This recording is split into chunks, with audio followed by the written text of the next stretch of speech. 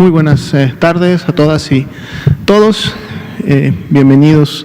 a la conferencia vespertina. Un saludo también a toda la población que nos escucha,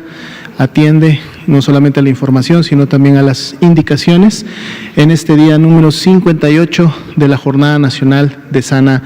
Distancia. Estamos en la conferencia vespertina número 81.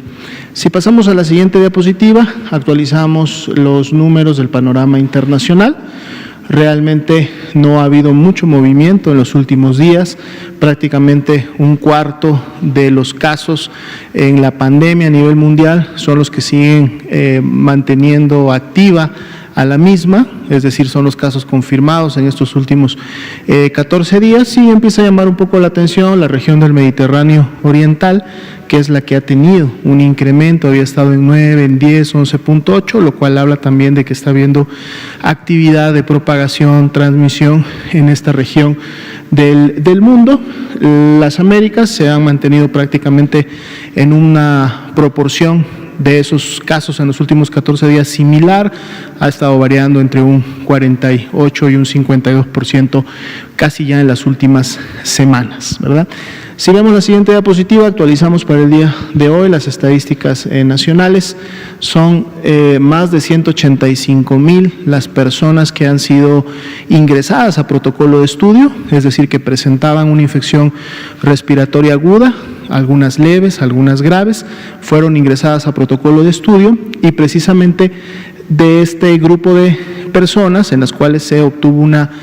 muestra, un hisopo faríngeo, un hisopo nasofaríngeo, para realizar la prueba de reacción en cadena de la polimerasa, que es la prueba confirmatoria para SARS-CoV-2 y con la cual confirmamos o descartamos un caso de COVID-19, fueron 54,346 las personas que hasta el momento, desde que inició la epidemia en México, se han confirmado a esta prueba, pero así también 101,979 salieron negativas a la misma. Dentro del grupo de casos confirmados, tenemos a los casos confirmados activos. Estos 11,767, que también es un poco menos de un cuarto de todos los casos que se han confirmado hasta el momento, y que representan entonces, para fines prácticos, la epidemia activa en México, que todavía continúa movilizándose. Así también son 5,666 las defunciones ocurridas y que han sido confirmadas también por laboratorio a través de un resultado positivo a SARS-CoV-2. En la siguiente diapositiva veremos la distribución de la carga acumulada, estos 54,346. Todavía siguen siendo 3 las entidades federativas que han rebasado la máxima escala, que son esos 3,000 casos, ya los veníamos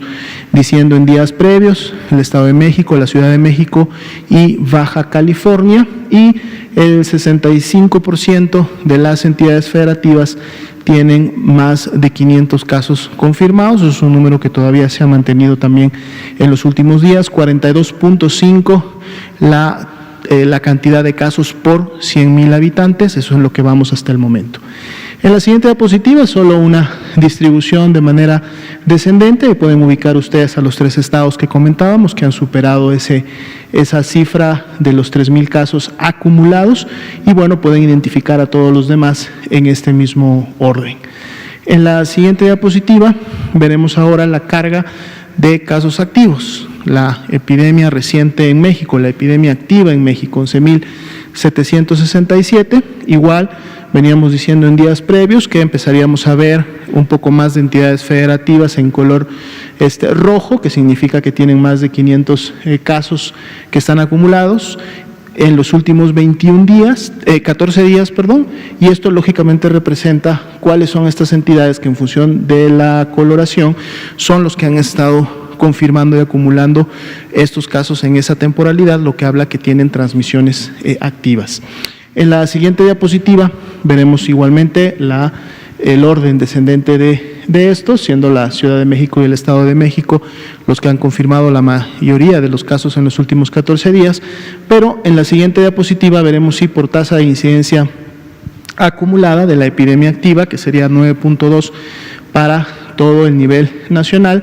Esto se distribuye entre los diferentes estados y son 2 los que tienen, por ejemplo, la mayor tasa de incidencia, es decir, más de 20 por 100,000 habitantes, y los podemos notar precisamente en los 2 colores más oscuros, Tabasco y Ciudad de México, aunque otras entidades federativas empiezan ya también a tener algunas tonalidades más oscuras, los que nos dice que están teniendo su incremento y por lo tanto también están participando de la epidemia activa a nivel nacional. La siguiente diapositiva vemos la tasa de incidencia en orden descendente para que también podamos identificar las entidades federativas que tienen esta mayor acúmulo de casos. Ciudad de México y Tabasco, ya con base poblacional, son las que se sitúan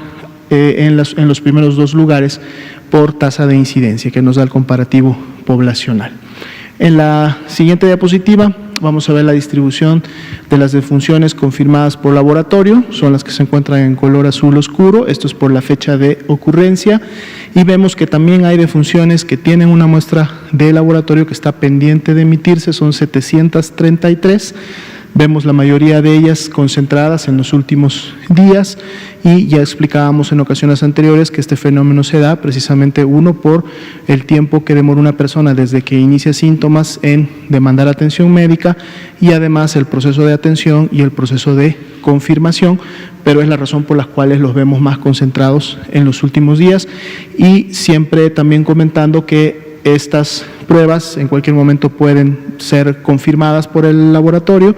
el resultado capturado en la plataforma correspondiente, y por lo tanto podemos seguir viendo cómo se comporta la mortalidad en México. En la siguiente diapositiva veremos la distribución por entidad federativa.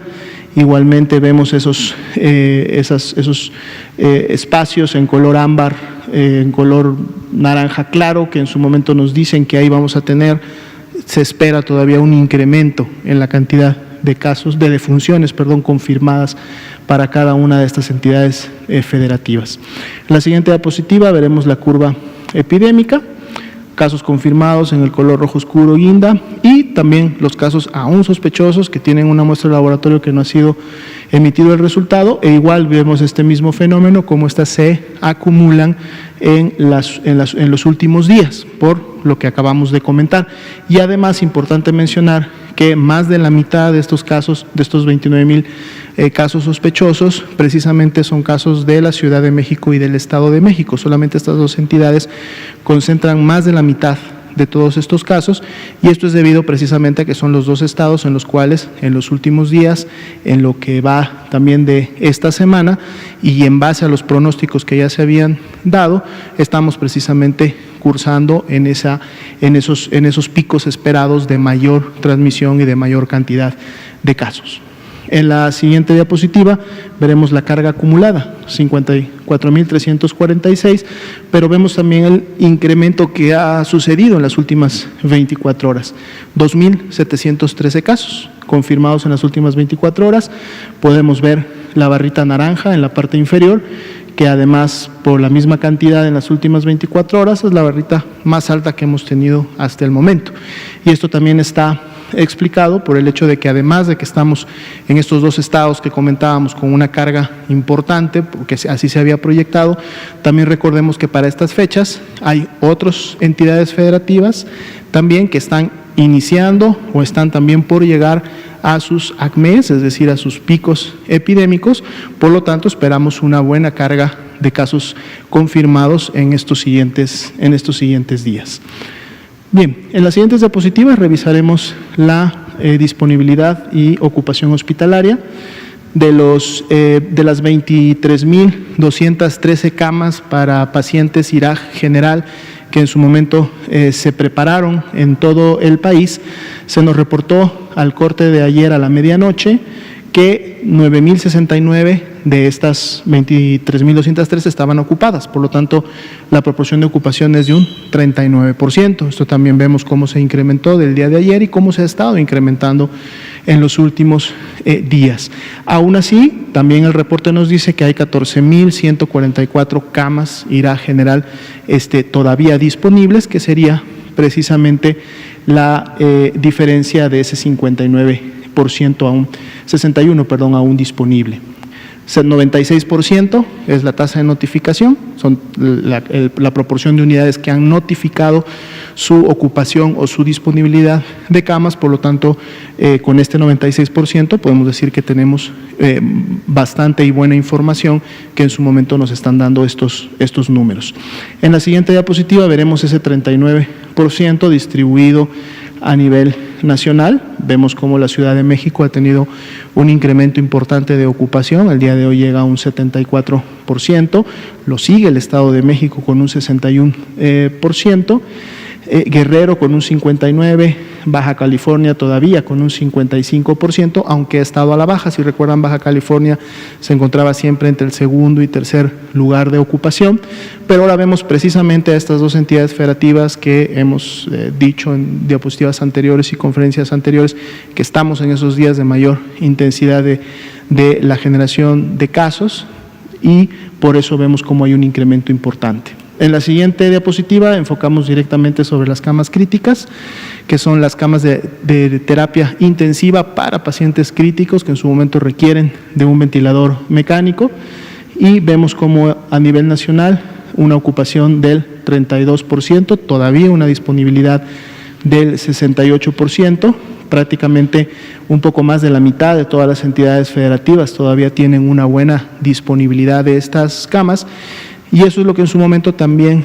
hace posible que las mismas instituciones puedan contar con personal y con equipamiento, como son los ventiladores, que pueden ser en su momento trasladadas a entidades donde se está teniendo mayor necesidad, como serían la Ciudad de México, Baja California y el Estado